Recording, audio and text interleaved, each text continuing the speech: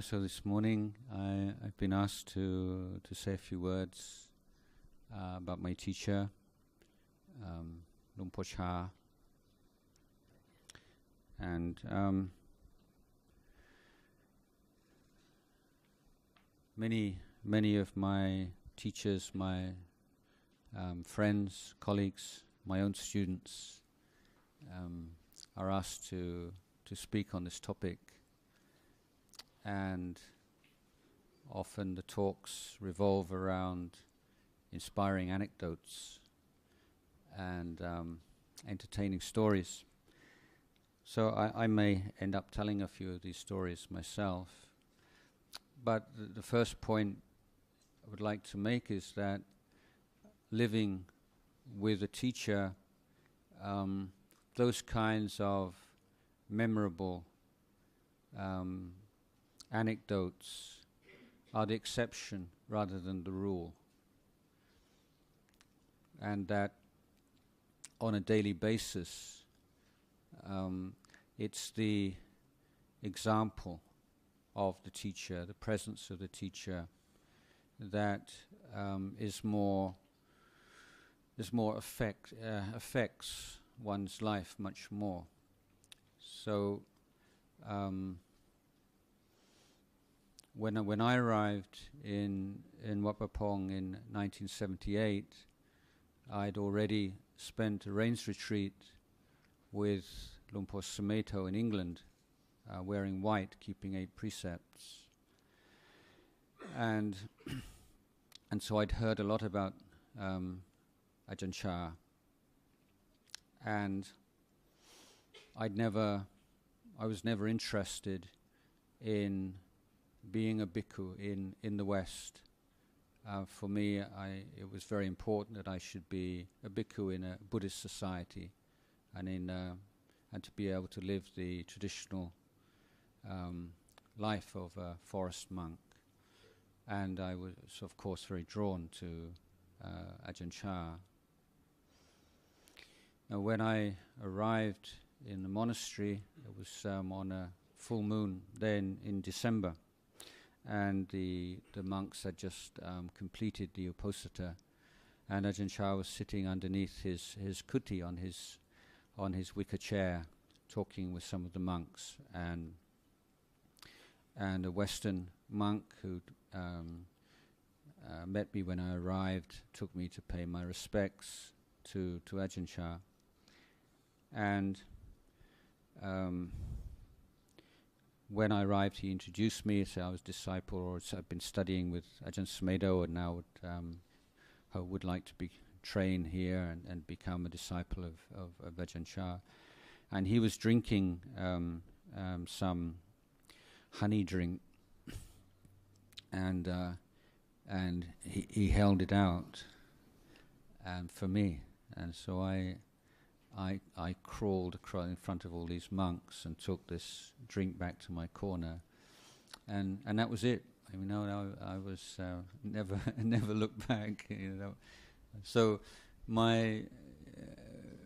the thing that really changed my life on that first day was faith. Rather, it wasn't a matter of a great teaching, and I can't remember him saying anything, or at least nothing was translated for me that stuck in my mind. But what happened was that I just developed this deep faith that Ajahn Chah was an arahant. Now, to give a little bit of background, I left home when I was 17 and travelled overland to India, and spent a lot of time traveling around spiritual centers and monasteries in India, and I developed a healthy skepticism about spiritual leaders, and had seen what I felt were abuses of authority in a number of places, and a lot of hero worship and delusion in many places that I've been. So I was a little bit cynical, and so it was wonderful to meet Lumpur Sumeto to begin with, and to be so impressed by him. But to meet Ajahn Chah, this was the first time I'd sensed this is somebody who is unlike anybody I've ever met before. And I tried some years later to try to articulate this, and the image that I came up with is, if you'd lived in a world of plastic flowers, you'd only ever seen a plastic flower, and then one day you see a real flower for the first time. That was how it felt.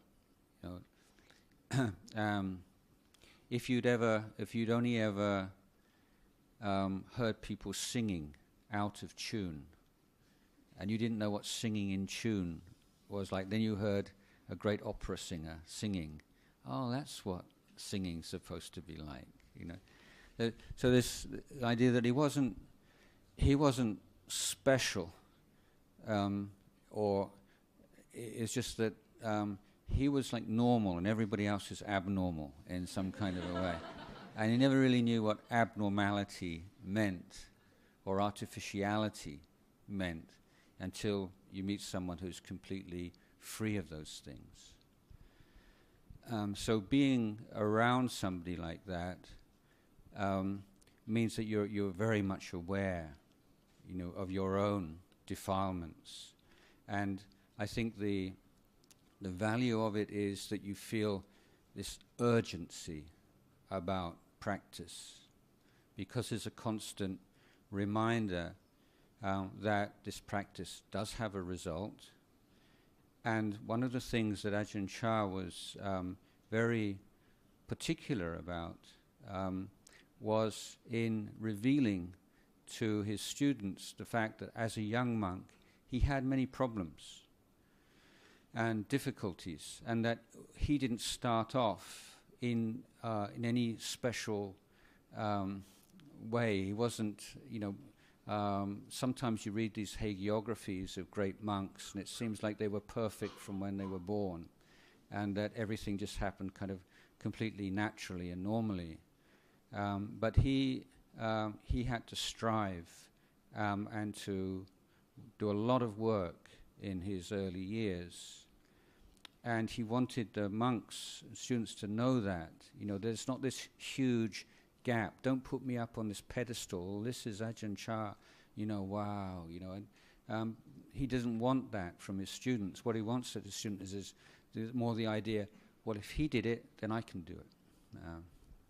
And I think that for me is one of the inspiring things that I look for in a teacher, not someone who's, who wants to create this sense of being very special. I'm up here and you're down there. But saying, look, I've followed a path of practice that you can follow too. And this is not beyond you, any of you, men or women, monastic or lay. It's simply a matter of creating the causes and conditions for progress along the path. So most of the Westerners that arrived in Wat Pah Pong tended to be quite well educated in the conventional sense. Many had university degrees. I was one of the very few, probably, who didn't have a university degree. Never been to university.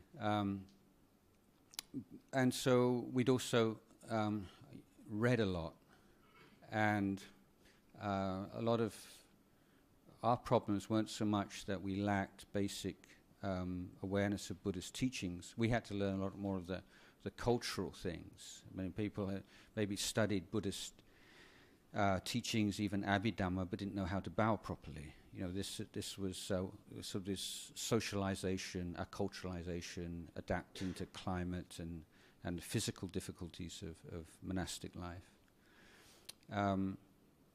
But for that reason, it wasn't that our lack of understanding of the language originally was felt to be such a major obstacle. Certainly I didn't feel it, although it did give me a real motivation to learn the language, and I did learn the language very quickly because very young, motivated. But it wasn't so much what Ajahn Chah said, the content of what he said. It was just who he was. And for me, before I left England, Luang Por Sumedho had said to me, don't look for the perfect place. Because I was inspired to come to Wat Pah Pong, but always there was this, nagging that, well, maybe I should look around a bit before I make this long-term commitment. And Luang Por Sumedho said, there's no perfect monastery. And that was very wise advice. And arrived at Wat Pah Pong, imagining it to be, this, a forest monastery, the elite, the cream of the cream, and expecting some kind of like spiritual kind of SAS or Marine boot camp or something.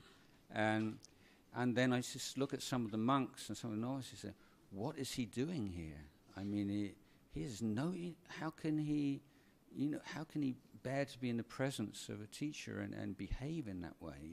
What on earth? And of course afterwards you find there like a lot of teenage boys in those days, a lot of teenage novices. And in Thailand, if you have a really naughty teenage son and you just don't know what to do with him, you pack him off to the monastery in those days. So you had a lot of kind of naughty teenage novices, and monks who were just there for just ordaining as a way of making merit for their parents, and just sort of hanging out and just trying to get through, a certain period of time. So you had a core of monks who were really inspiring, and then you sort of an outer number who are not inspiring at all.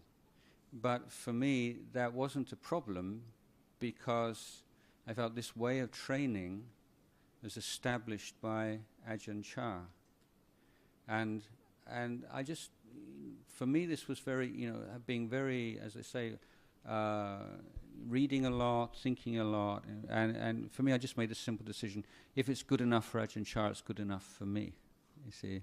So if he thinks this is the best way for the Sangha to live together, and he sets things up in this way, well, okay, I'll give him the benefit of the doubt, because I have that kind of confidence in him. So I observed many things, even when I couldn't speak the language, which impressed me, and things that I learned over the course of time, and particularly when you have comparisons with other monasteries. Like many monasteries, often the ajahns, who can seem to be, very kind of intimidating and all-powerful kind of kings or emperors, often find themselves under the thumb of certain lay supporters. And many monks find themselves compromising on certain principles out of consideration of wealthy lay donors, or getting to wrong kinds of relationship with lay people, which affect their practice and their teaching. And Ajahn Chah was exemplary in this, in terms of the way in which he related to lay supporters, whether they were wealthy or they were poorest villagers. There was this compassion and evenness and fairness, which was most inspiring.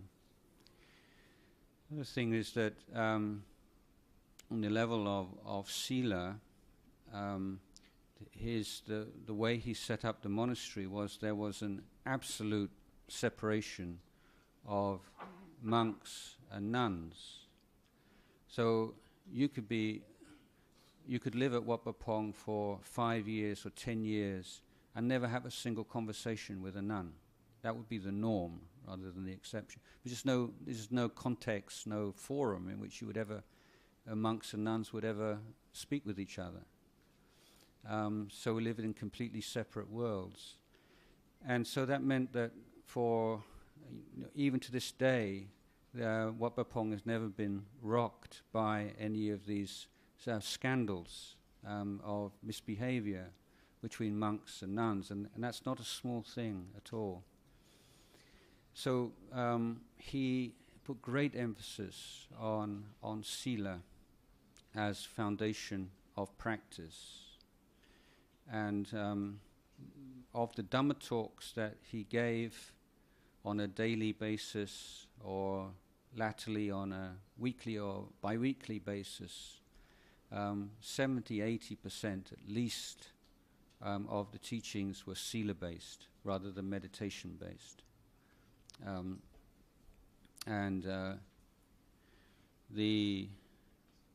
Often the talks were not, it wasn't really, you didn't even really need to know what he was saying actually. The point of it was that you were there. And sometimes when you did understand, he was just saying the same things he said 100 times over and over and over again. And he knew that you knew, and but the point was you had to sit there and be patient. And he was teaching you patience. You sit, like I'd been meditating and sitting cross-legged a lot before I went to Thailand, and then I met this new posture, this papier posture. You know, this what is the polite posture, and it's extremely strict in at that time particularly. That if you're sitting like this, you'd get rocket. You know, if you. I mean, I don't mind. I'm not. But you can only sit like this, 3 hours, 4 hours, 5 hours. If your teacher is teaching, you have to be in this posture, and it's really weird posture, isn't it? I mean, it's kind of, you know, it's kind of, you know, it doesn't feel natural. So then you're switching from one side to the other, and of course there's no electricity, so it's very hot, and it's very sticky climate. And when you get hot and sticky and you start to sweat, the mosquitoes come. So you're sitting there, you know, and you're thinking, you know, hour after hour, and you think, well, I wouldn't mind if it was some kind of high expiring Dhamma, but it's just talking about keeping the toilets clean, or you know, and you think, here we go again. You know, when you use the toilet, you know, wash the floor and fill up the bucket afterwards. You know, but this was precisely, you know, the point. So I was asked just now about like the practice regarding tanha. So I would say that Ajahn Chah's teachings were you know, as most or all, I might say, all good Buddhist teachers are based on the Four Noble Truths. But his particular way of teaching this wasn't so much, of course, academic, as very practical. And so he would, the kind of the training is referred to as toraman. So this word toraman is used in Thai language generally to mean torture or torment. But the first generation of Western monks, really we didn't have access to much, you know, Thai language learning materials. And so most of the Western monks understood that, yeah, this is it, Ajahn Chah is torturing us or tormenting us. But actually I discovered in my own studies that this word toraman is a technical term. So not used in modern Thai language very much, but refers to a way of training in which the teacher forces or encourages maybe the student to go against his desires. And so the idea of it, the philosophy, if you like, is that you expose the nature of desire or the nature of craving, and you see for yourself that a relationship between craving and suffering and the abandonment of craving and suffering through frustration of tanha. So you see tanha by frustrating tanha. So this would be like a major feature of our training. So you say, Ajahn Chah, so you want it hot. You haven't eaten for 24 hours, and you come back and it's cold in winter time, and you want something hot, so I'm going to make sure it's cold. Or you want it cold, I'm going to give it to you hot. Or you want it fast, I'm going to give it to you slow. You want it slow, I'm going to give it to you fast. So it's not exactly sadism, but it's like, you know, the compassionate sadism, perhaps. But this, you see, this system of training only works if all the students have an absolute confidence in the compassion of the teacher. There's some monks who don't have that kind of authority and can't command that kind of trust from their students. Copy it. It doesn't work at all. People end up leaving. Because it's not a universal kind of system. It's based on the relationships in the monastery, and particularly the trust in the teacher. So for instance, we every one prat, which is the full moon, dark moon, half moon, like once a week or so, then everyone would stay up all night and practice through the night. So if you've been up, say, on the one prat morning, you get up at 3 a.m. and then you have a long day, and then another all through the night, and then it's 5:30 in the morning. You go an alms round, which is, can be as much as 5, 6, 7, 8 kilometer walk. So you come back and you can imagine, all you want to do is have something to eat and go and have a rest. And so this would be the day where, that's exactly what you wouldn't get to do. And we sit in this dining hall, and it's a long, thin, narrow room with benches along either side, and Ajahn Chah sitting at the front, so he can see everybody, and you're aware he can see you at all time. And then after the alms round, you'd empty your bowl and send the food off to the kitchen to be prepared, and you sit meditation. And of course, on the day after one prayer, everybody's kind of sitting like this, and then you look up at the clock, and then the food would come, and the monks would give out the food, and of course you don't have any choice at all over the food you're eating. All the monks get up, and they carry the big pots, and they just go along the line like this, and everything's mixed up. The rice and sweets and curries and things you like and things you don't like. You come back, you have no idea at all what's going on. And of course, everybody, what you really fear are the compassionate monks. Because the compassionate monks, often they think that what they like, everybody else must like. It's kind of, it's obvious, this is really nice.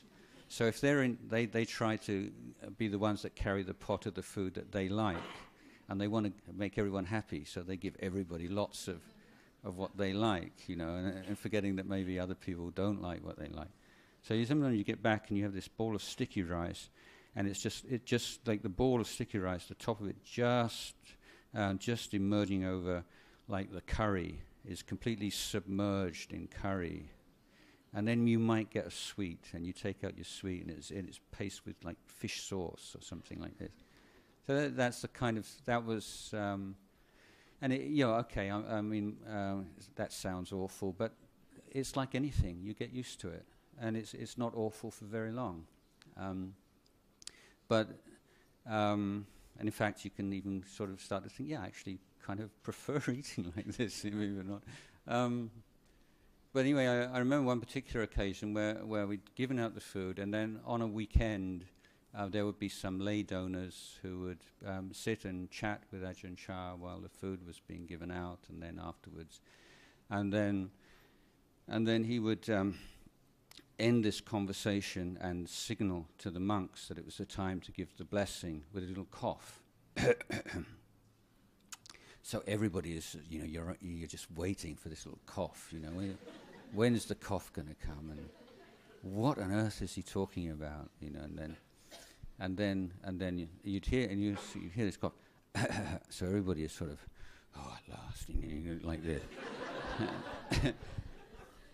And then he start talking again. and you know that he's doing it on purpose, you know.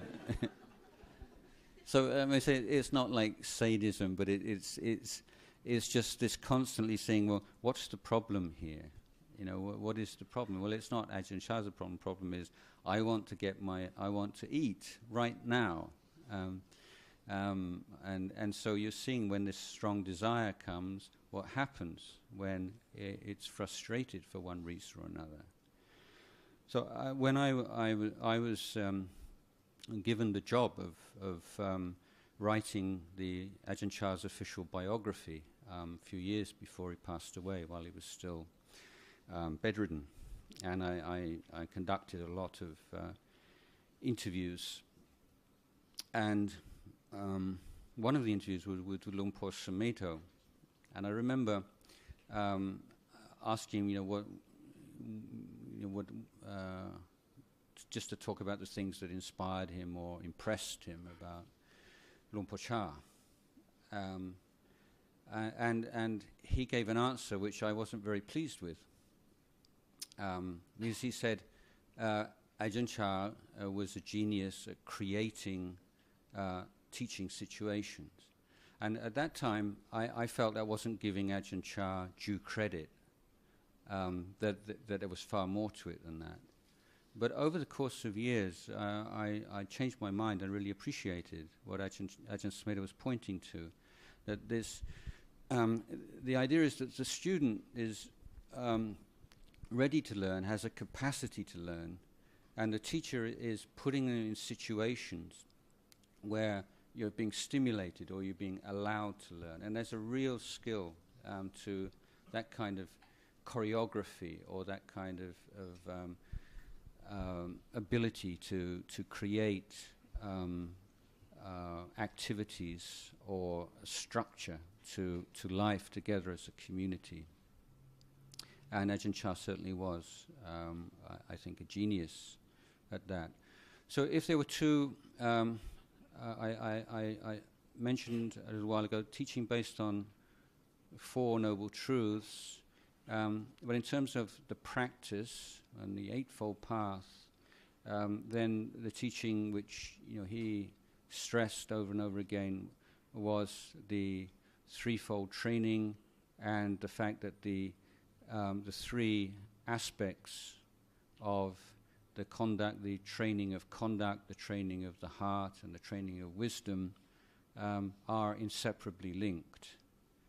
And it's not possible to take, say, like a meditation technique out of that context and pursue it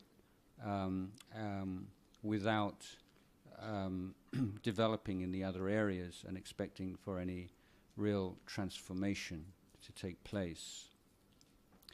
So right view was stressed a lot, right understanding, which is in the wisdom degree.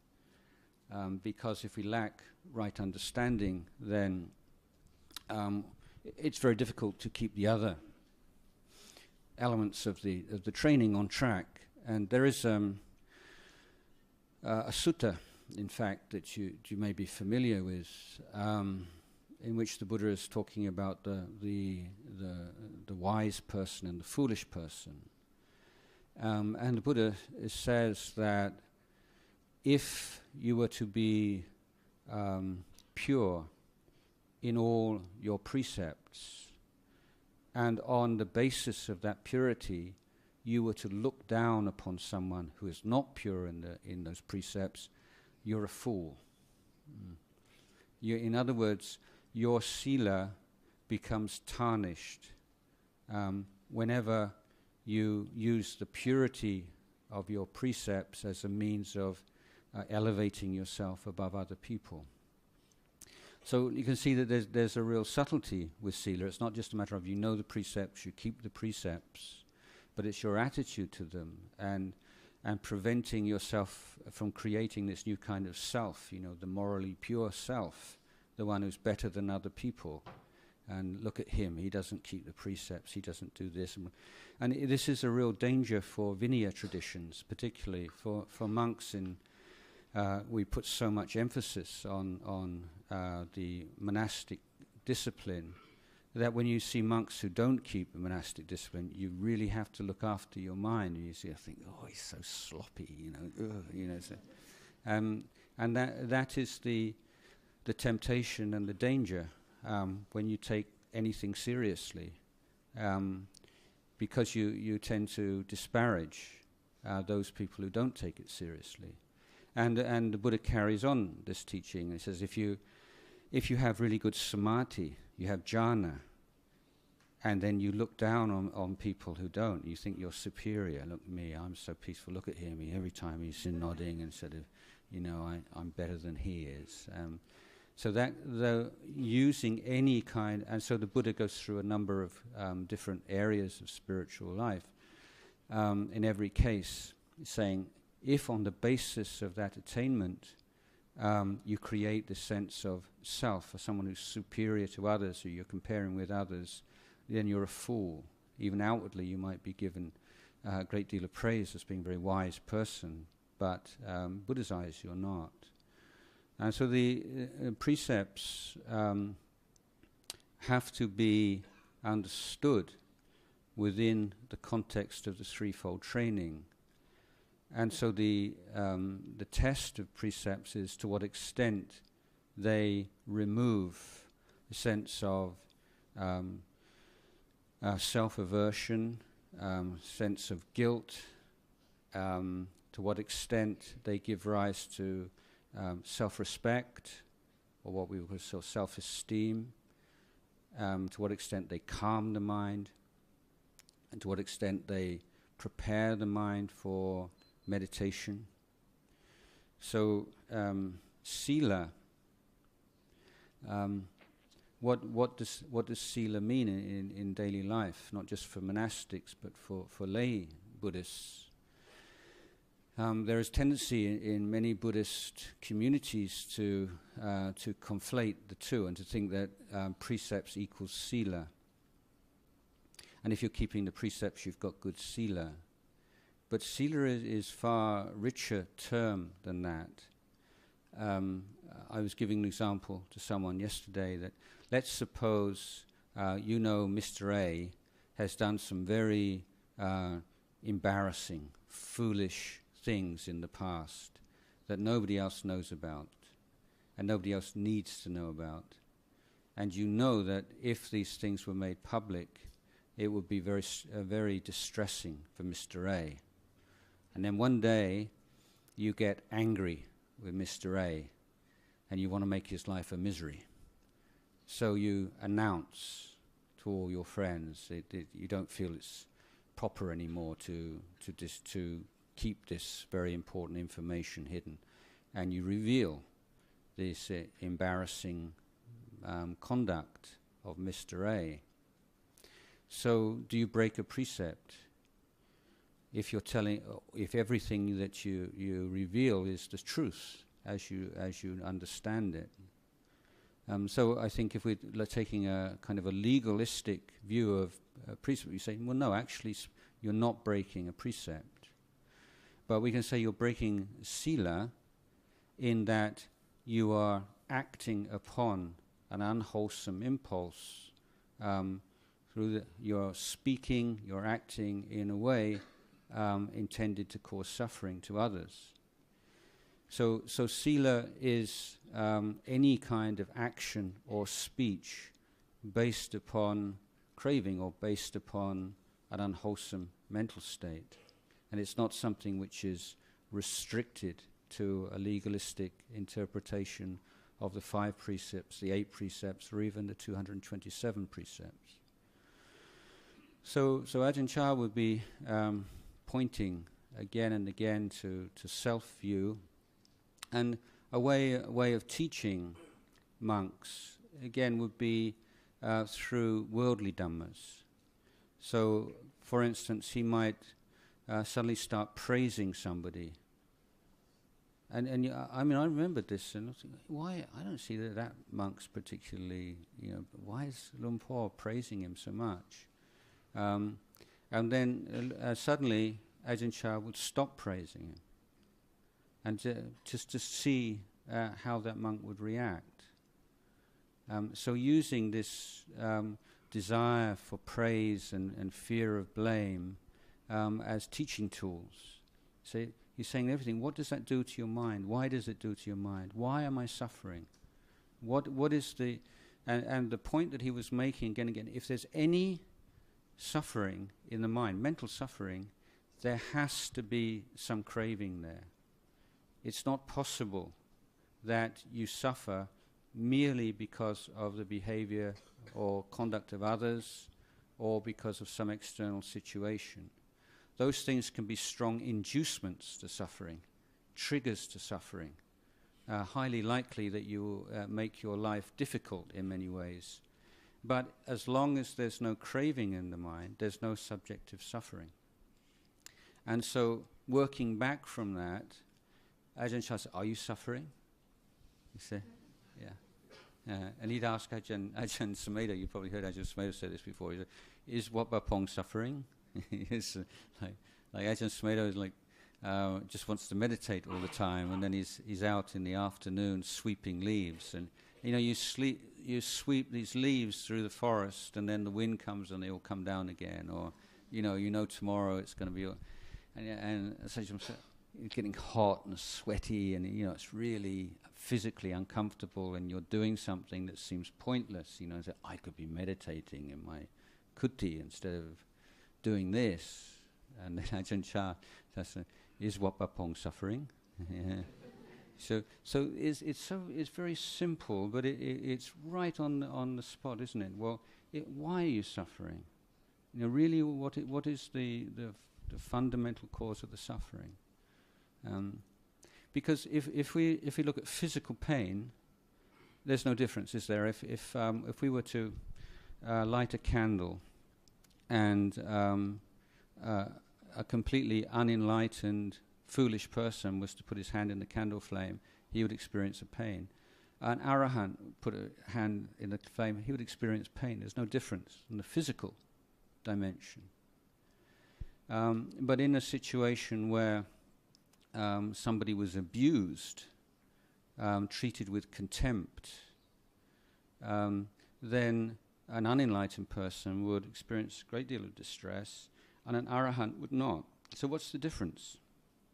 You see that the mind of the person involved is always playing a crucial role, the crucial role in the arising of suffering. And this is what Ajahn Chah was constantly pointing to and encouraging us to look at again and again and again. So he said he used to praise monks who didn't come and ask him questions all the time. It's not that he wouldn't answer questions, but he would say, yeah, I really like it when monks just sit with their suffering a bit and really look at it and investigate it. It's not... So the monastic life is designed by the Buddha to create optimum conditions for enlightenment. It's as good as it gets, but it's still incredibly difficult, even so. But although many of the conventions and protocols in monastic life are designed to calm and to avoid unnecessary conflict, there are also certain practices which are meant to stir up the mind. So it's not that like stress-free environment is always the best thing. And the example, of course, would be the rules around food. Because for monastic, it's not that you, even in a very kind of austere forest monastery, that when you go and live there, all the cravings disappear. But you severely restrict their expression to enable you to look at them more closely. So all the normal kind of sensual expressions are now impossible. So where does the mind go? What are the outlets for monks or nuns? Food, conversation, and sleep. Those are the three things. But so from a vast array of things to keep an eye on, it's not that you become a monk and now there's no outlet, but you've restricted them to very specific areas. And so Ajahn Chah, the teaching that you'd hear again and again and again is eat little, sleep little, talk little, meditate a lot. If that was Ajahn Chah, the teaching you'd hear the most, it was that. Always keep an eye on these three areas. And I found as a teacher also that Ajahn Chah's let me just go back a bit and say, well, Ajahn Chah would often refuse to talk about psychic powers. This is one of his characteristic stances on things. Almost everybody believed that he had psychic powers. I myself believed that he did. But I think that's not as important as the fact that he wouldn't talk about them, and he wouldn't tell stories about them. He wouldn't try to encourage people to take an interest in those things. So it was just like something that was just taken for granted. But he did say, actually, in teaching people, you don't need to use psychic powers. I can just look at the way that somebody puts down their bowl, lifts up their bowl, to the way that somebody walks, the way that someone speaks, that all these things tell me so many things just from my experience of human beings and the human mind over such a long time. And when you have a large monastery, how do you keep tabs on all of your students? This was a big headache for me. I'm certainly not comparing myself with Ajahn Chah, but did run a large monastery. And I found that the schedule is one of the best teachers. And this was, again, the genius of Ajahn Chah, and using the schedule as a teacher. And one of the best early warning systems if someone's having a problem. So, men generally don't like to own up if they're having a hard time. It's just kind of difficult for a man to say, whereas women really like it usually, it's sort of, I'm not trying to be sexist here, but some, generally, man has to kind of, how are you? Okay, yeah, I'm hanging in, and so when you have a schedule where even if you get to sleep as early as you can, you're not going to get more than 5 hours sleep at night, and you're up at 3 o'clock in the morning. So if the bell goes at 3 o'clock in the morning and go to morning chanting, and as an Ajahn you see there's somebody who's not coming out in the morning, that's a really good indication, not that he's a bad monk or something, but this monk probably has some trouble. And does it come out for sweeping in the afternoon? And so keeping to the schedule is a very simple and effective way of seeing to what extent people are basically on board and are really committed to this training. And so, there may be good reasons that someone's not feeling very well and they didn't like to tell anybody and so on. So you're not drawing conclusions from it, but it is a way that the schedule and the structure of the monastic routine helps the monks to sort things, to know what's going on, the senior monks. And so Ajahn Chah would use this a lot, and putting monks in challenging situations. One of the things I was interested in when I was writing the Thai biography was in examining the similarities and differences between the way that Ajahn Chah set up his monastery and the way that other disciples of Ajahn Mun set up their monasteries. Now, unfortunately, in most forest monasteries, once the Ajahn dies, then everybody leaves. And there are these huge monasteries with chittis, and and places for 50, 60, 70 monks. You live with just 2 or 3 monks, so just like a skeleton crew of monks. And this is the common pattern. And this has not occurred at Wat Pah Pong. And my analysis of this is that in most monasteries, it's like a pyramid. And you have the abbot on top, and the abbot is like the king. So it's a model of the abbot as king. Everything, whatever he says, goes. And everybody is their vision is towards the apex of the pyramid, towards the Ajahn. Their whole life revolves around the Ajahn. And that's so what happens when the Ajahn not there anymore? Well, there's no reason to hang around. You look for another pyramid and another Ajahn that you can look up to. Now, what was very interesting, inspiring to me, is the way that Ajahn Chah set up his Sangha. Firstly, he expanded or emphasized the practice of service. So as a young novice, young monk, you're assigned a senior monk. And at that stage, when the whole Sangha was much younger, if you were a novice, it might be a monk of just 5 years, 6 years standing. And you carry their bowl on arms round, bring it back, wash their robes for them, sweep around their kuti for them. As they get more senior, then the number of duties increases. But there's a constant a movement. You maybe spend a couple of weeks serving this monk, and then a couple of weeks serving that monk.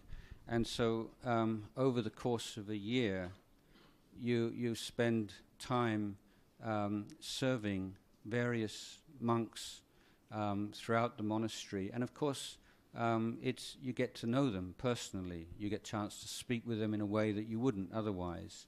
And some of them you really like and you get on with, and you create friendships and associations that last throughout your monastic career. So in Wat Pah Pong, you've just got this incredible kind of web of relationships between younger monks and more senior monks, and between monks of different generations. And so this is cementing this sense of community, which is not solely dependent upon the abbot. And then Ajahn Chah would also had a policy of opening branch monasteries throughout the country, which it wasn't he set out to set up branch monasteries, but there would be invitations from villages. We have a forest outside our village, and we would love to have monks come and live here. Or monks themselves, after cutting off all ties with their family for 5-10 years, would often go back, now really solidly established as a bhikkhu, to find some place to live close to home, so that their parents and their sisters and brothers and friends can come to a monastery. And this is a way of propagating the Dhamma. So many forest monasteries, you'll often find the abbot's mother and sisters and nuns there, the local people who come every day, often family members. So this is a very common kind of pattern in northeast Thailand. So this is the way the number of branch monasteries increased, and then Ajahn Chah would be sending monks off to go. And another thing is complete unpredictability of your life, complete insecurity. You can just be going along one morning to clean Ajahn Chah's floor or something like this, and he says, go and clean up your kuti, you're going to Chiang Mai for a year or something like that. You've got half an hour. And that's how I was brought up. You just don't know. You have no idea. Just out of the blue, you could be sent off somewhere, and you think, wow, I'm just so fortunate living with Ajahn Chah and seeing him every day. And then he says to him, come back next year, and you're not going to see him for. And this was very common, particularly if monks were particularly devoted to him personally.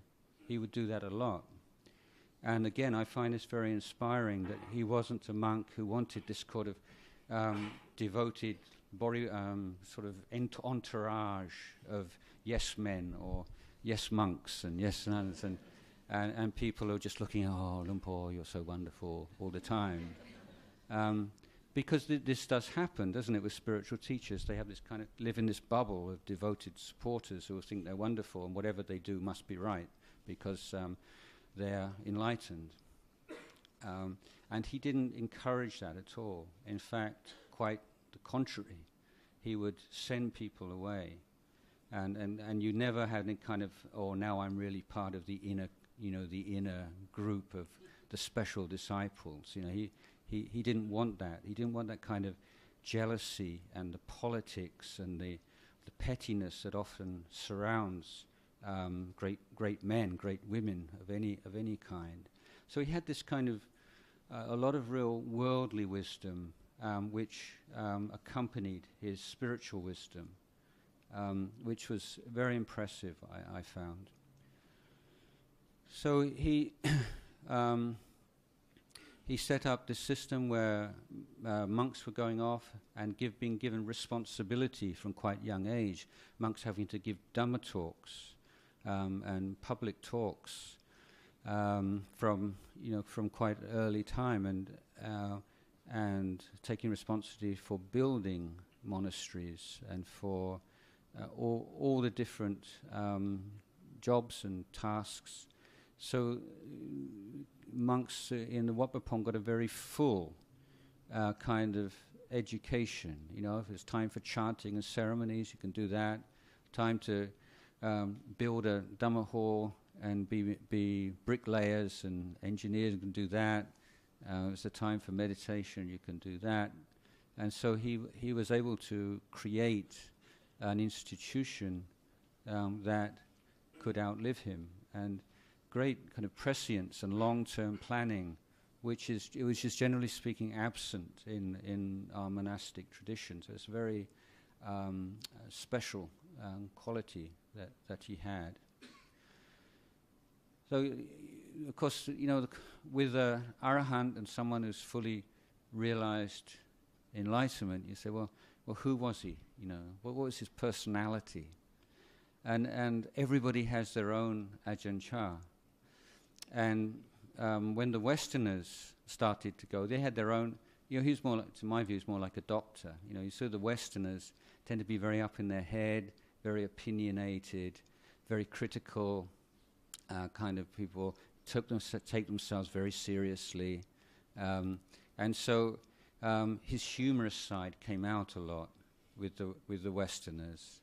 Very funny, and it enabled the Westerners to laugh at themselves and not take themselves so seriously. But when he was speaking with the Thai monks, it was often very different, a lot more formal, and sometimes. Thai monks would get a little bit jealous, it's kind of, we want some of that, sitting and joking. But then if they're in that position, they just, it's just taboo, to behave that way. And so, for many of the Western monks would think, well, when Luang Por's with the Thai monks, he has to fulfill that whole role of the Thai Ajahn, which is expected of him in the culture and society in which he lives. But when he's with us, he can really just relax and just be himself. That's the kind of idea. And then the Thai monks think, when Luang Por's with the Farang, with the Westerners, he really has to put all this charm and all this stuff on, because it really works with them, but that's not who he really is. Just when he's with us, that's the real, So everyone has this idea, that they have this, they know who the real Ajahn Chah is, and of course nobody knew. And Ajahn Sumedho recounts times where, he'd just be sitting there and just suddenly there was nobody there, and he said that was the most impressive thing. Not the teachings that he gave, just the sense that all the various personas of the kind, the generous, the wise, the funny, the fierce. That these were things that he adopted as the occasion and the circumstance demanded, and yet himself there was nothing there at all. You could just see a complete absence. So that for many people that may be not inspiring, but for a meditator that is extremely inspiring. And, I remember I was sitting there once, and a Western monk ordained as a Korean Zen tradition came, and of course he has this whole idea of a Zen monk, and you're kind of a little bit aggressive, and you ask difficult questions, and that's kind of what being a Zen monk means, and and so saying outrageous things, and so. And Ajahn Chah just sat there, and he gave all these really good answers, short, pithy answers, like one sentence, like answers. Wow, And then afterwards, one of the monks said, "Luang Por," he said, "Oh, you're just like a Zen master." And he said, "No, I'm just like Luang Por. I'm just like myself. This is the way I am right now." So that sense of absolute stability and dependability and trustworthiness, absolute, unshakable, and at the same time complete unpredictability and untrustworthiness, in the sense that you never knew what he was going to do or to say, or you could never take him for granted. There's a time one monk was telling me that in the 60s, when there was a kind of smaller sangha, and a lot of the monks would come around in the evening, and in those days the monks all used to smoke, and maybe people would come and give Ajahn Chah cigarettes. So this was a kind of a treat in the evening. He'd give out cigarettes to all the monks. You have like a smoke, and that's not the Ajahn Chah you remember, is it? And they gave up smoking in the late 60s, and Ajahn Sumedho to this day is still a bit. He says they all blamed me. They thought it was because I came that everyone stopped. In fact, it wasn't. But at this day, they were also, and then they have a little bit. As a teacher, you have this really kind of gung ho periods, but you can't just be gung ho all the time. You also have to be a little bit kind of relaxation, a bit of chat, and just normal kind of relaxation.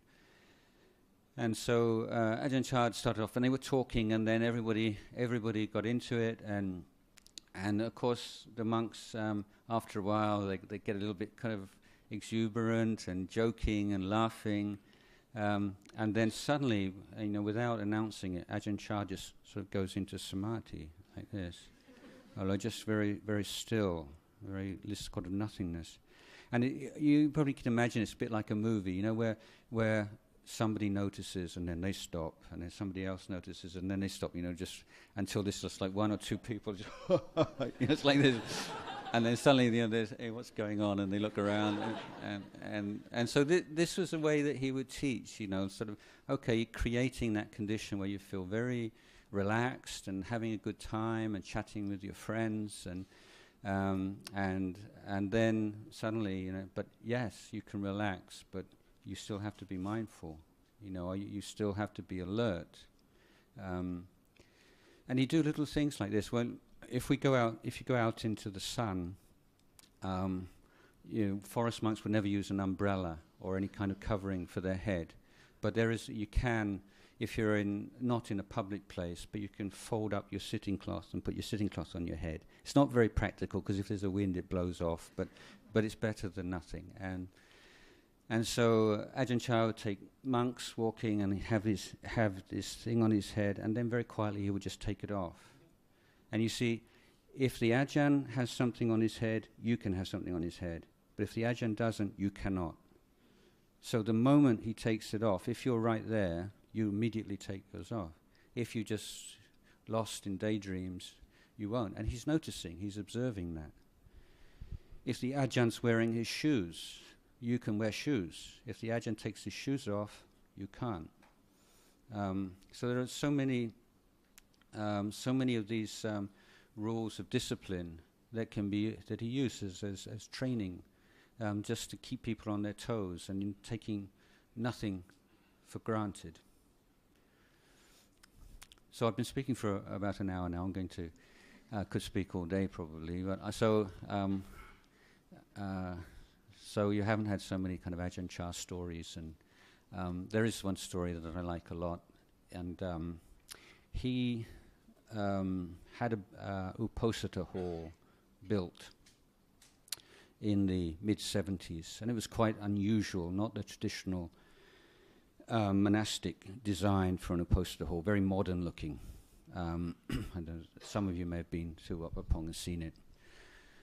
But anyway, after it was, and the monks did a lot of work on this, but most of the concrete work, I think, was done by hired work. I'm not sure, because it was a year before I arrived. Anyway, when guests came, he would often take them for a little tour and show them around.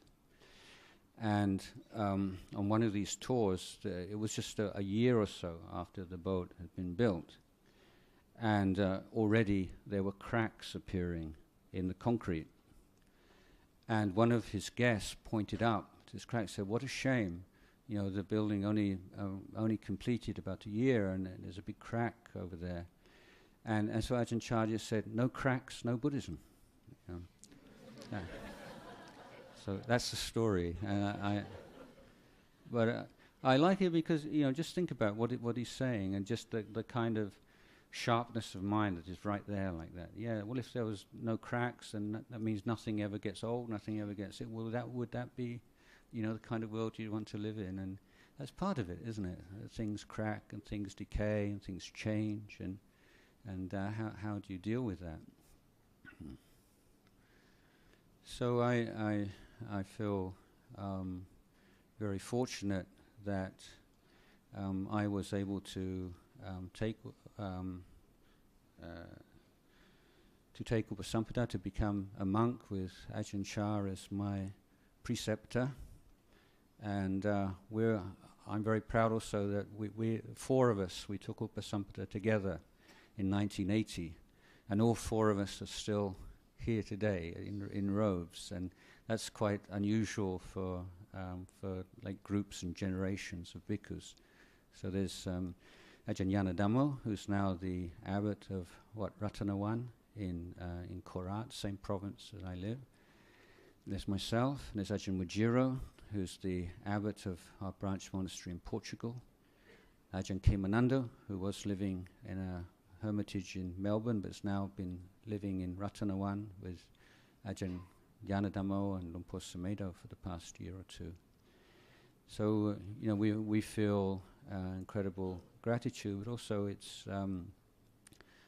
wonderful that we also have this kind of occasion in which we can share just a few reflections and thoughts, and to inspire you all a little bit with the great figure of Ajahn Chah, because he was the proof of the pudding.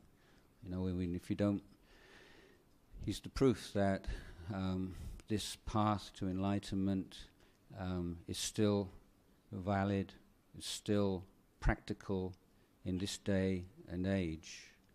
And it's not something that was perhaps possible in the time of the Buddha, but these days we don't have the barami, we don't have the conditions to be able to follow this path to its conclusion.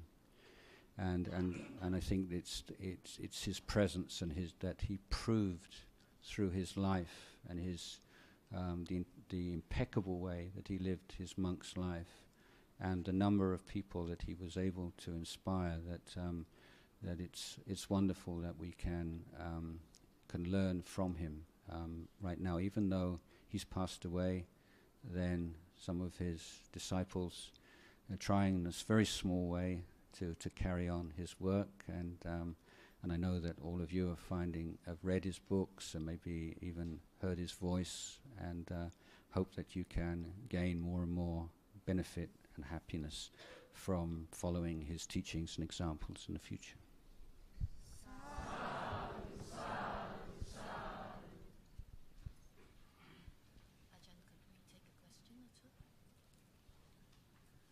Right, we'll now open the floor for questions. 1 or 2 questions, just one.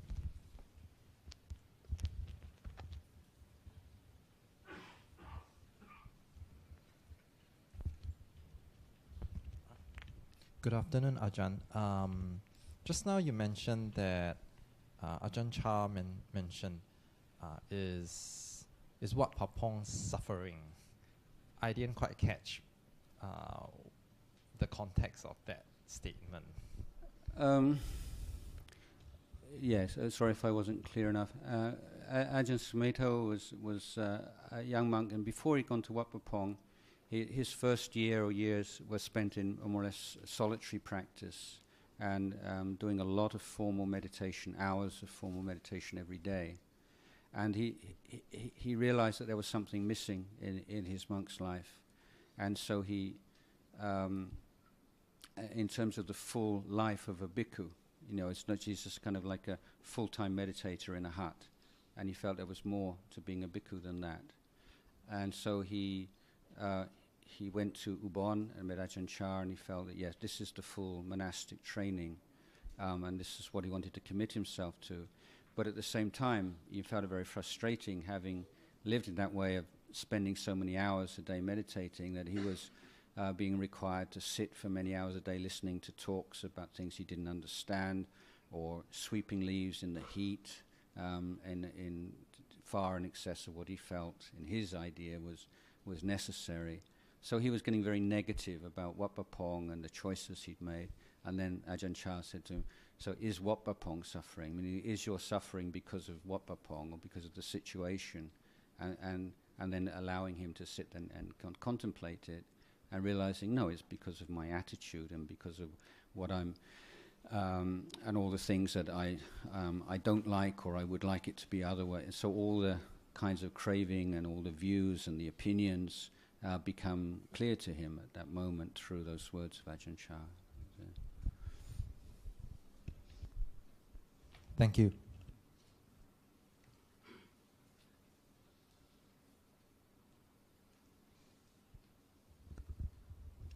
Thanks, Ajahn.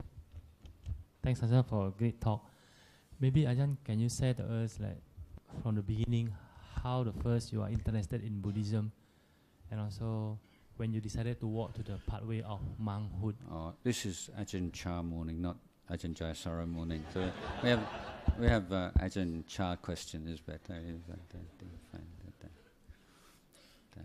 My life's not so interesting as Ajahn Chah.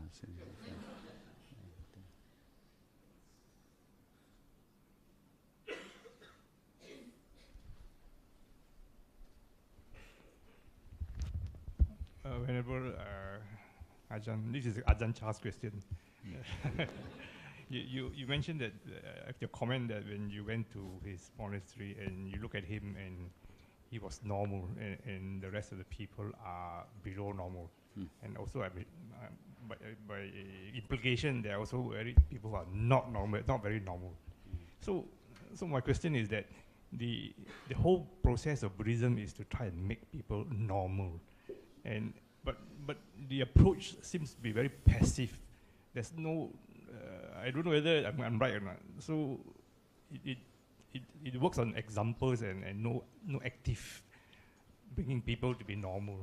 So I want you to comment on whether this is the right approach, whether Buddhist fellowship is active or passive, and which approach is better. I'm not sure I quite understand your understanding of the words active and passive.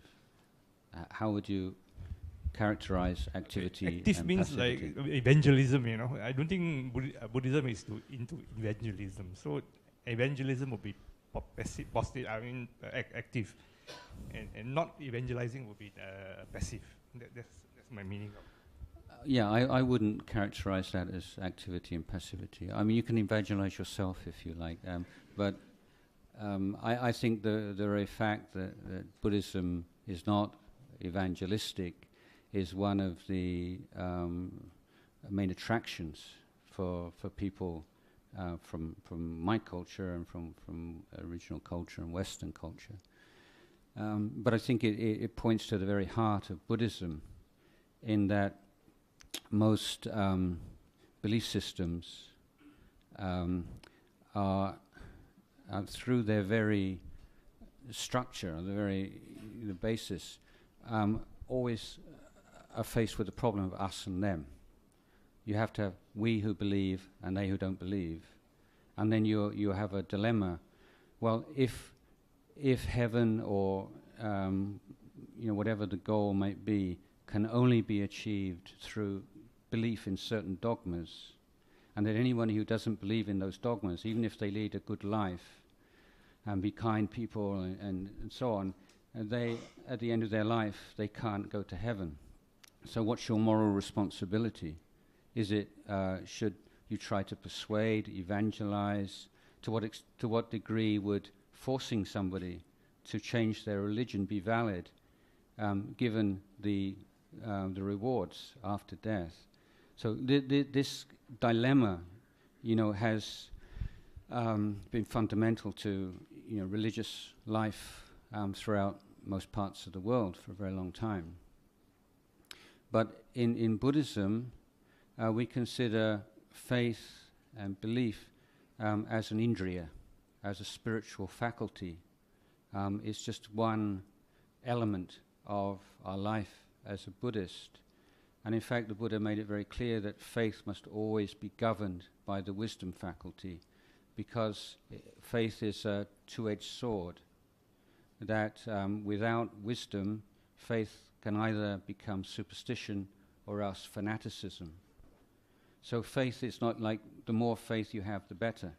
It has to be grounded within this overall right view and understanding. So in Buddhism, it's not what you believe, and you can't justify cruel actions through belief. But in Buddhism, it's what you do.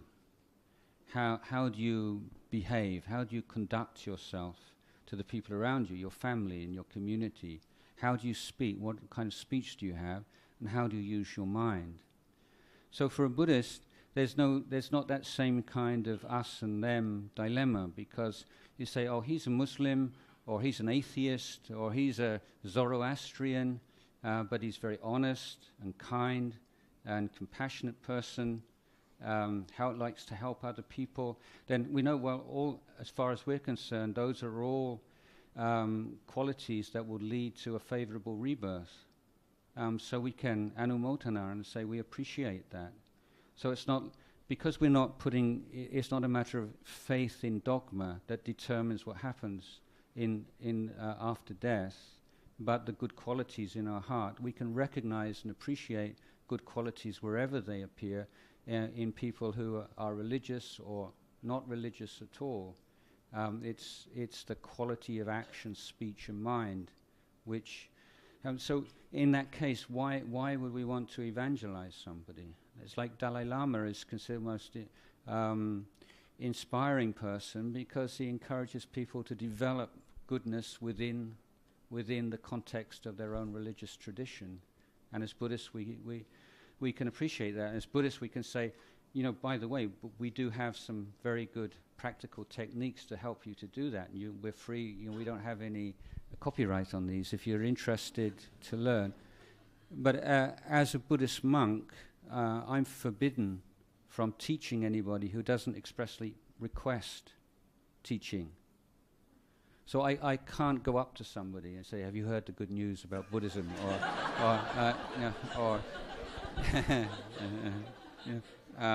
No, I can't knock on somebody's door and give them one of my books or something like that. But that's a minor rule of training, but it has a huge effect. But what can I do? Well, I can dress like this, and when people see me, particularly these days in the West, people come up and say, "Oh, you're a Buddhist monk? I'm really interested in meditation," or so on. And then if somebody comes up with a genuine interest, then you can speak to them, and that's a kind of evangelism. When the first, it must be initiated by someone who's interested in learning. But then out of kindness and compassion, you share what you know. And I think that's one of the beautiful things about Buddhism. And, I wouldn't characterize it as being a passive approach and somehow inferior to an active approach. And, I really, I've grown up feeling a lot of aversion to evangelists and people trying to impose their ideas and values on other people. I see it very harmful and dangerous kind of attitude to life. And I mean, look at the European culture. Going to any country, we're the civilized ones; they're uncivilized, and we've got to teach them, how to be like us. This sort of the classic arrogance of Western culture. And I rejected that from when I was a child. I just couldn't take.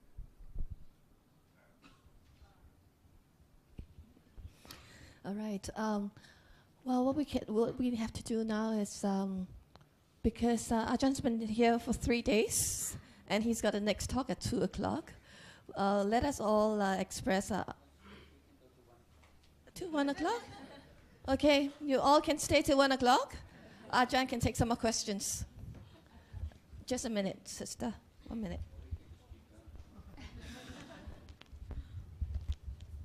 Ajahn, you mentioned that you believe that Ajahn Chah was an arahant and that he had psychic powers. Did you have some experiences with him that made you think so? Yes, the point that I made was certainly on that first day, when that unshakable belief, I didn't have any means of estimating what his. It was just a feeling that arose, and it's never left me since then. That confidence in him, but that is faith is a circumscribed role in Buddhism, and as I say, it needs to be governed by wisdom, but it's not to denigrate it. And in early years of monastic life, where it's very tough, often what keeps you going is not your knowledge of the suttas or the profound teachings, but it's simple confidence that what you're doing is valuable and legitimate and has true meaning. And for me, that was that confidence and willingness to bear with the difficulties was really because of who Ajahn Chah was, rather than any particular teaching he gave. But having said that, I made a point the other day that when I was researching his biography, I asked people, what was it? Was there any kind of special teaching that he gave, that you'll never forget? And everybody would say yes. Oh wow, it's just incredible, And you say, well, yeah, and I was just suffering so much about something, and I just didn't know what to do. I was at the end of my tether. I even thought about killing myself, and I went to see Ajahn Chah, and I told him, and he said, everything changes, or it's impermanent, or it's not sure. And so again and again, I found just a real genuine emotion. But if I was to write that down as a story or retell it as an anecdote, people say, well, I can't see why that. It's similarly, in the sutta sometimes you say the Buddha taught, and then just a very simple teaching, and people realize stream entry. So why was stream entry so easy in those days? Just that teaching, it's like sort of kindergarten Buddhism, but it's like it's who it is, and it's the relationship between the student and the teacher. And I often, it's teaching school teachers, and I'm saying, you teach who you are, you teach what you are. And it's not so much the content, it's that sense that the person who listens really feels that's coming from direct experience, not from a book. And then it goes straight to your heart. And simple teachings that you've heard 100 times before, suddenly it's like you heard it for the first time. And that would happen again and again with Ajahn Chah. It wasn't that he was always coming out with these incredibly wise things that nobody heard before. Often the things that you'd heard so many times before. But it was like you felt like it was the first, now I know what that means, So, yeah, I had that faith in him. And, I'm not sure that I had direct experience of any psychic powers. When I was writing this biography, now I'm writing English biography, so next year you'll be able to read it, I hope, if everything goes well. So it's quite a different book from the Thai biography. But I asked myself how many psychic power stories do I want to put in his biography?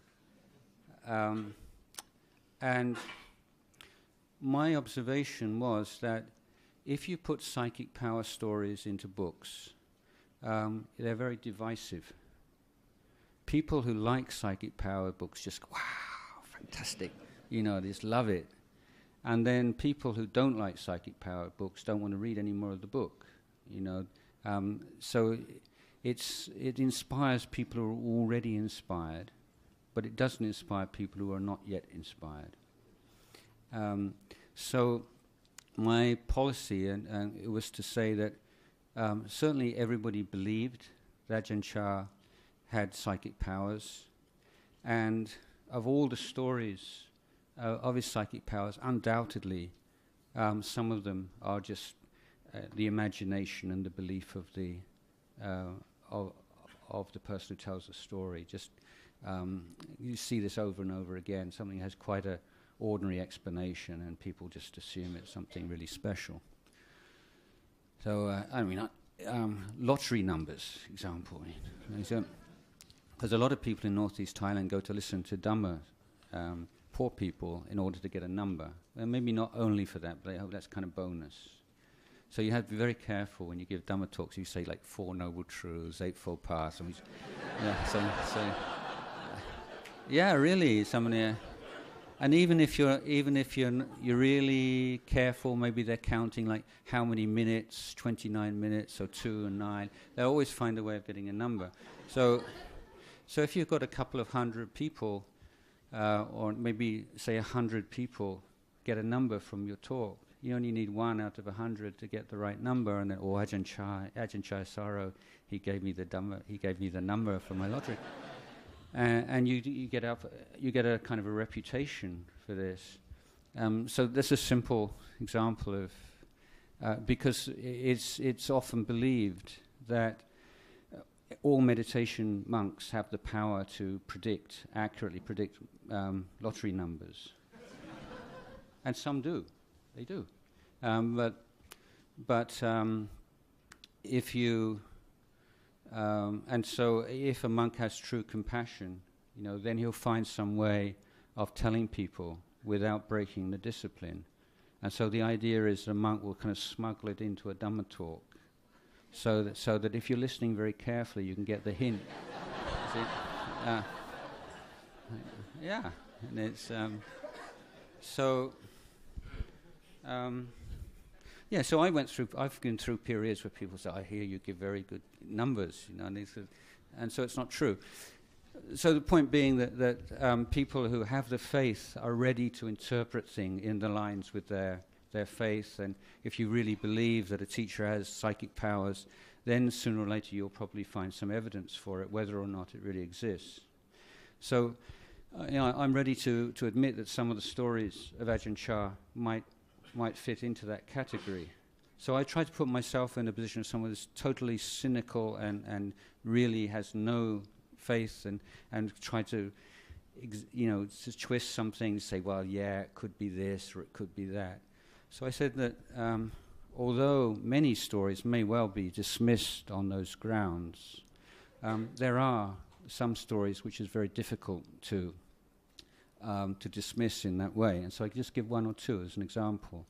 Not really incredible things. There's a story of a monk told me that, I have to give you a bit of background. In those days, when we go alms round, usually just mainly sticky rice, okay? Maybe you get a few other things, but it's mainly sticky rice. So when you get back to the monastery, you can make your sticky rice ball, okay? And then everything else you tip out and goes to the kitchen. So it's a big thing, how big your sticky rice ball should be. Yes. And so you over a period of time, you get some kind of idea. You make a sticky rice ball like this. And so this was a period where there was a lot of work in the monastery. And this monk had been spent the whole time coming back from alms round thinking, maybe I've finally reached the time where I need to increase the size of my sticky rice ball, because we're working so hard, I'm getting tired, I'm feeling hungry in the morning. And so as he approached the monastery, Ajahn Chah came out on a short alms round, And so Ajahn Chah said to him, "Oh, so you're going to make a bigger sticky rice ball now, are you?" So I can't see how you could explain that in terms of some kind of wishful thinking or some kind of faith on the part of that monk, because he just started to think about that on the alms round. He never spoke about it with anybody else, that Ajahn Chah could have heard it second hand or third hand. So this was my policy, is saying, yeah, I'm willing to agree that there's so many psychic stories, and some of them just sound just a little bit, and then there's a second time, and then there's a third. I'm a little bit cynical about second time and third time stories, because they're a bit too much like, in storybooks. But there are a number of occasions, like the one that I just mentioned, where you can't explain them away so easily. Ajahn, I'd like to ask, during the last few years of Ajahn Chah's life, he was very sick. Could you maybe tell us how he used his sickness to teach people about Buddhism, and what was his state of mind when he was going through his sickness? Well, that can only be speculation. Can it? The only there were monks, great monks, who would go and sit in meditation by the side of his bed sometimes, and I was there on one such occasion where Lumpur Put, who was one of his friends and colleagues and disciple of Ajahn Chah, Ajahn Mun, came out afterwards, and of course we all wanted to know, and he's been sitting there, and he said, well, Ajahn Chah's mind is like the full moon in an empty sky. So, and this is so powerful. If you see him, you see this man bedridden, paralyzed, but this is the point that you can't draw conclusions from what you can see with your eye. In terms of what was he teaching, then again, I don't think he was intending to teach anything, and I think if he could have spent the last 10 years of his life walking around and teaching, he would have preferred it. It wasn't a choice that he made. He had diabetes, and that diabetes led to kind of rapid onset dementia and severe brain damage. So one of the neurologists said that his brain scan, 60-year-old man, was like that of a 90-year-old man. But there were silver lining to the cloud in that as a sangha, we took him back, we brought him back from the hospital expecting him to live not more than a few months and wanting him to pass away in the monastery rather than in a hospital. And he ended up living for 10 years. And so we had we set up a nursing team which would change every 2 weeks. And so there would be 5 monks during the day, 5 monks and a novice during the day, 5 monks and a novice at night, and there would be a male nurse from the hospital would come in the evening. So there were never less than 5 attendants. There was never less than 2 or 3 people by his bedside for the whole of that 10 years. And often people just sitting, meditating and being quiet. You wouldn't speak loudly, be very... And so monks would come from the branch monasteries and would take it in turns nursing. So it was another factor in this real sense of harmony and brotherhood and community in the Wat Pah Pong Sangha, which developed to a further degree through the shared nursing of the teacher over a long time. Many of the monks learned basic geriatric nursing, which stands the Sangha in good stead for looking after all the other monks as they get older. It also gave a chance for Wat Pah Pong and to gradually effect a transition from monastery where Ajahn Chah was very much, the in charge, to finding other ways of running our affairs and dealing with problems in the Sangha. So I don't think these were things that he taught us, but these were things that we learnt. Yeah. one more question. Hang on. Where's the mic, brother?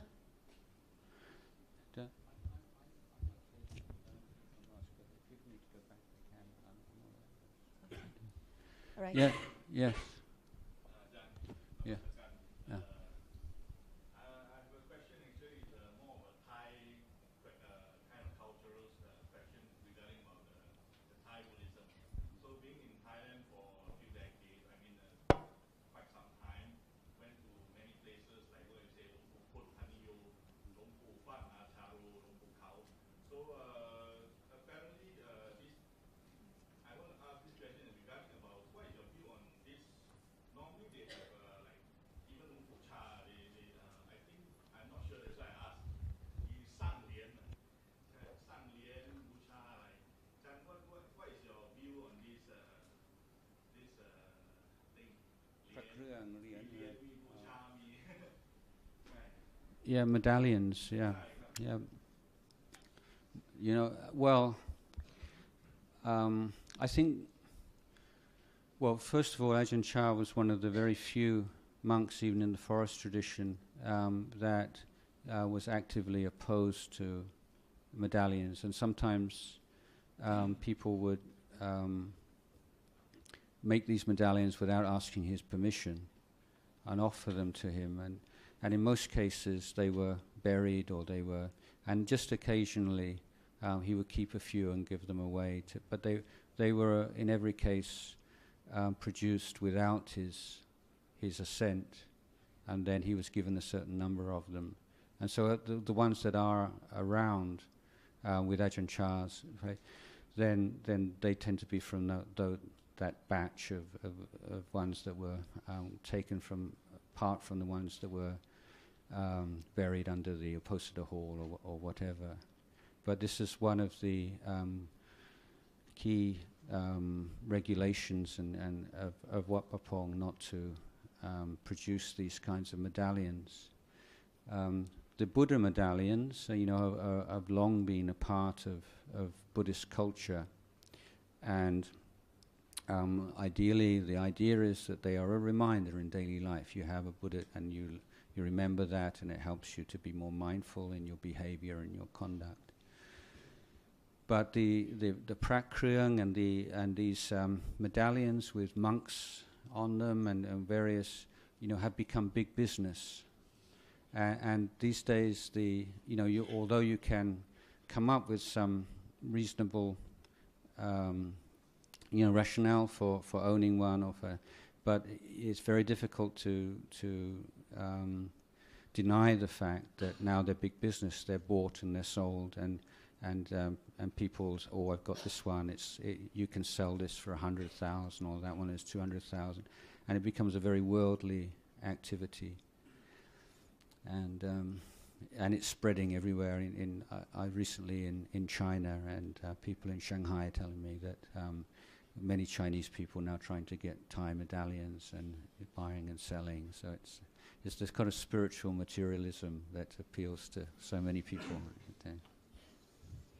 So out of compassion for us, Ajahn just said to me that he'll carry on for few more minutes. So we'll take one question from there. Yeah, go ahead. Just got to turn it on, yeah. Ajahn Jayasaro, if there's one thing that has kept you the last maybe 40 years in your robes, what would that be? There's not just one thing. There's lots right. of things. But yes. Can I just say that you've told us that Ajahn Chah was a normal person. He wasn't someone extraordinary. He was very ordinary, and yet your first impression of him, or the first time you saw him, there was that immediate rapport with him, and subsequently, obviously, his life is something that was special and consolidated whatever impression you had of him, because he was ordinary. ordinary in the sense maybe that he lived the precepts, and we are not ordinary because we may profess to have the precept, but we don't live them. And the thing that you said that impressed me was that many of his Dhamma talks were based on sila.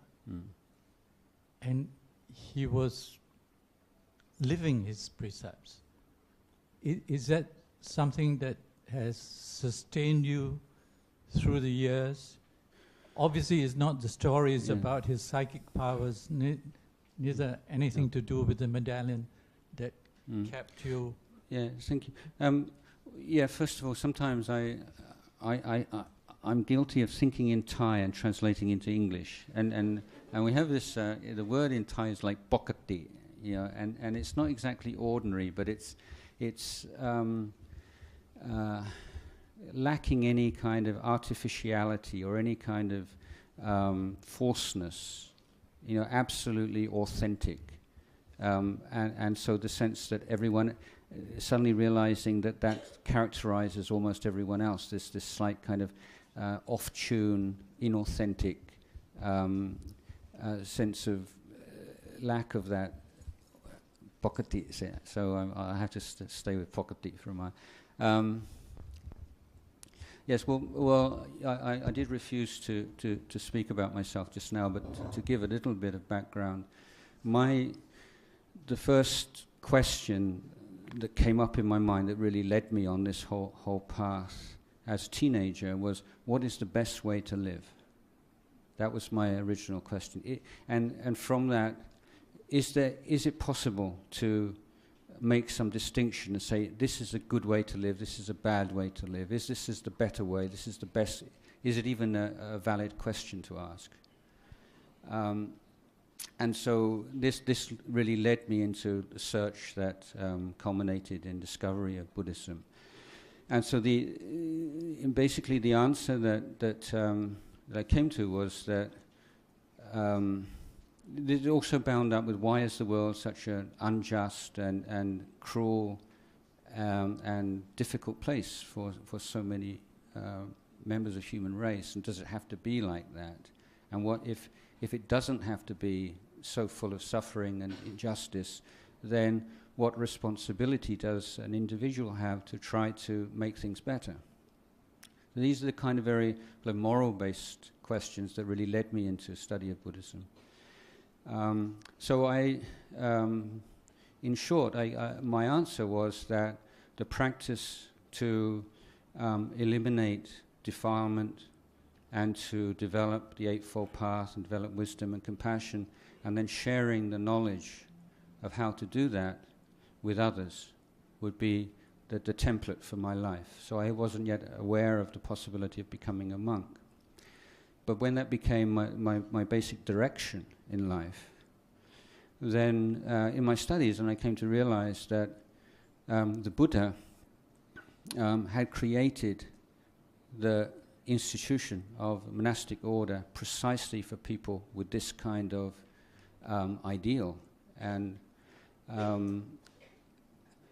so I took to monastic life really like a fish to water.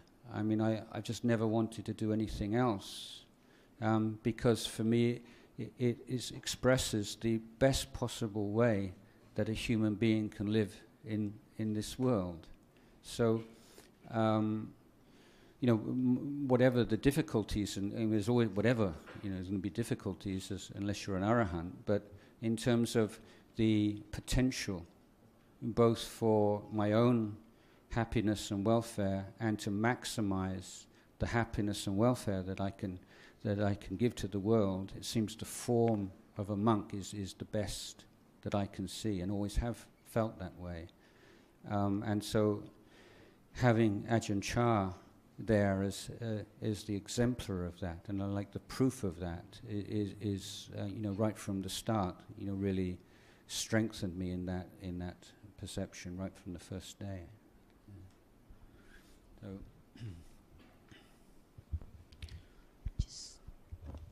sorry, there is just one thing I would add to that. I talked a little bit about my travels in India, and exposure to other forms of Buddhism and to Hinduism, and I felt that the main weakness in so many of those systems was an idea that an enlightened being is beyond all conventional morality and shouldn't be expected to keep all the rules of conventional morality and shouldn't be criticized if he does not conform to those rules. And so there are very wise people and very sophisticated arguments to support that position. But in practice, what I see is constant abuse by teachers, particularly of their female disciples, and misuse of funds, misuse of power, and all justified by the fact that, you don't really understand, that they're beyond all this, and you're just superimposing your worldly ideas on them.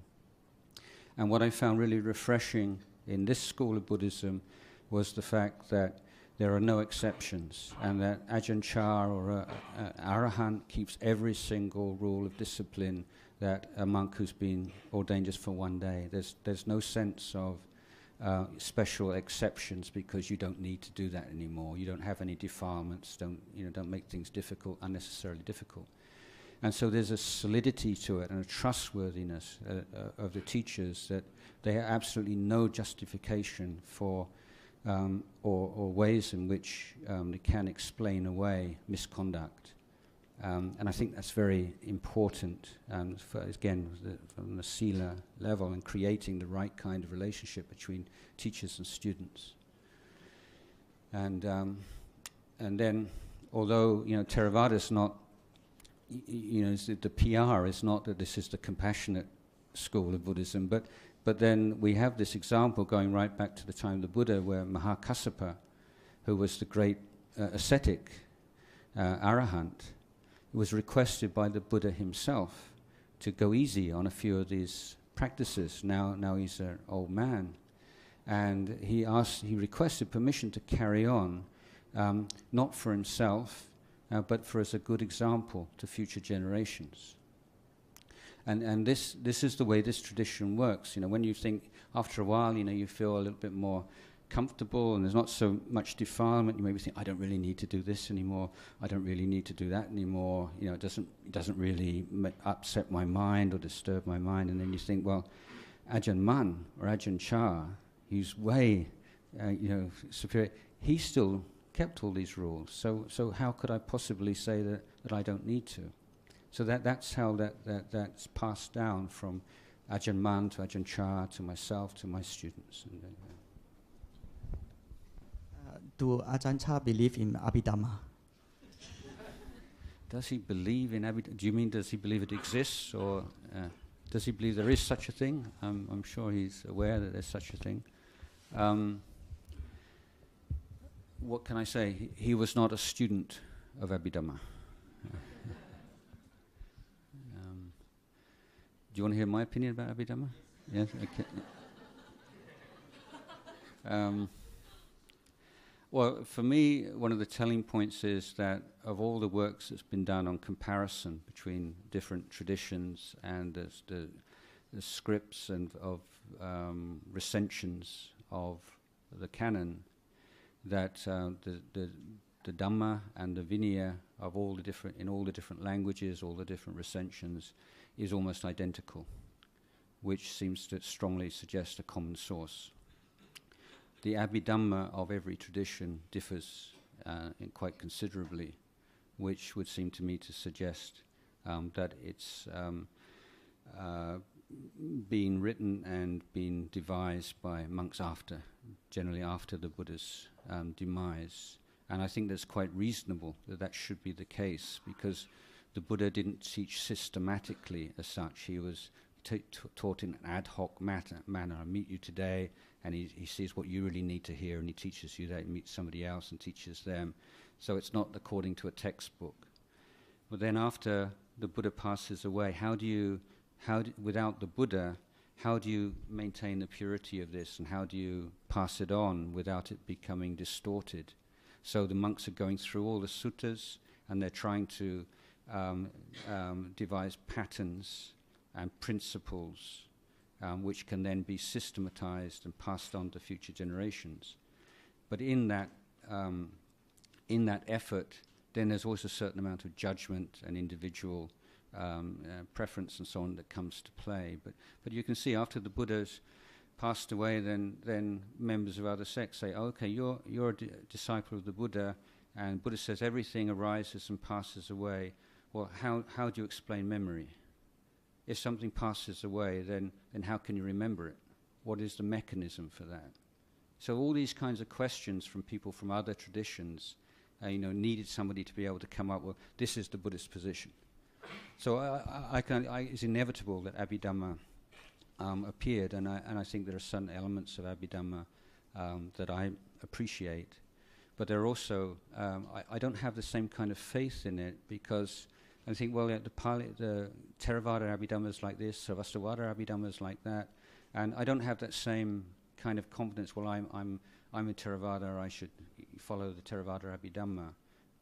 I am much more committed to the Sutta and the Vinaya, and recognize also that we can only really understand the Sutta and the Vinaya through the commentaries, because it's a dead language, and there's so many things there's just no way we can understand without commentarial explanation. But at the same time, those commentaries are also very affected by, influenced by Abhidhamma. So I don't have a unreserved appreciation for commentaries, but I also see there's an awful lot in commentaries that I'm very, very grateful for. So I don't have a sort of a overall I believe or I don't believe, but I don't have the same level of confidence in Theravada Abhidhamma that I do in the Sutta or the Vinaya texts. Okay, we'll take just one last question. Is Ajahn Chah supportive of having a Bhikkhuni monastery? Is supportive to have a Bhikkhuni monastery? Did he have a Bhikkhuni monastery? No, he had. Well, the Bhikkhuni, the efforts to revive Bhikkhuni order really only became visible and talked about in the last 10 years or so. So when Ajahn Chah was still alive, it wasn't even a topic.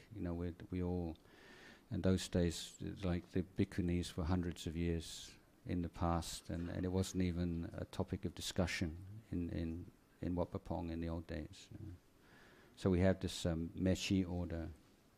It was the when Buddhism came to Southeast Asia, the Bhikkhuni order had already disappeared.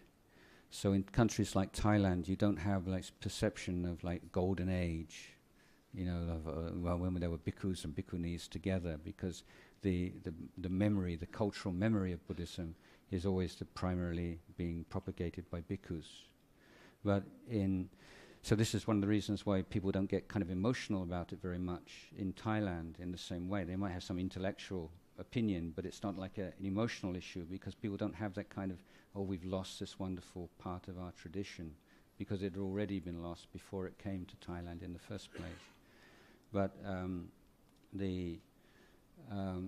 throughout Southeast Asia, there have been efforts to create something to replace as far as possible the Bhikkhuni order, to give women with a monastic vocation the opportunity to live monastic life. And in Thailand it take the form of Mechi. And until very recently that was kind of, this is how we do things, this is our agreement.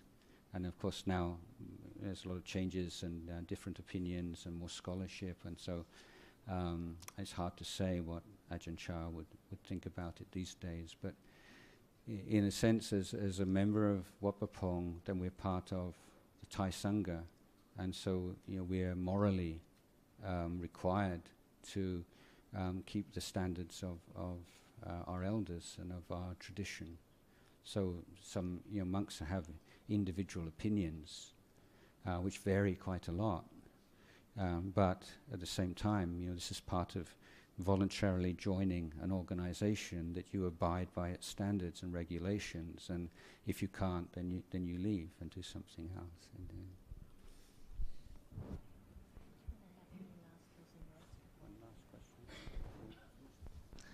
Right. We have had Ajahn Jayasaro in Singapore for the last 3 days. Let us express our anumodana for the generosity and the compassion in his teachings with 3 loud sadhus. Sadhu, sadhu, sadhu. We also like to take the opportunity that we collectively as a community in Singapore to express and request for forgiveness from Ajahn Jayasaro. Invite where's Bravara and